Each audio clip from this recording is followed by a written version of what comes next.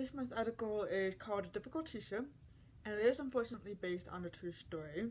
I really did have a teacher in high school who refused to wear the microphone at first, but fortunately everything ended well after lots and lots of discussion in which he came to understand why I needed a microphone in the first place.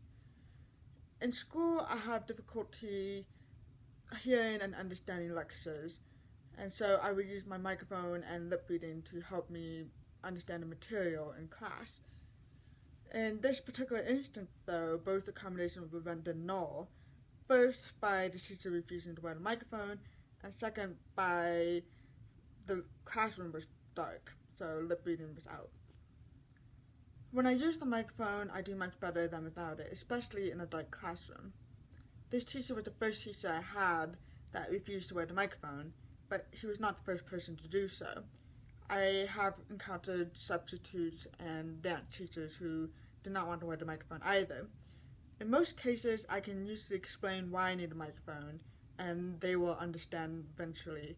So, patience and persistence is usually my first strategy. In cases where patience does not work, then I know I can turn to other people for help.